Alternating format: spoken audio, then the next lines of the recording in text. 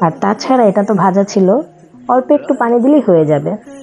রান্না প্রায় শেষের দিকে। এবারে আমি ভাজা জিরার গুঁড়া দেব। চাইলে ধনিয়া পাতার কুচিও ব্যবহার করতে পারেন, তবে বেগুনের এই রেসিপিতে ধনিয়া পাতা কুচির থেকে জিরাটাই বেশি ভালো লাগে।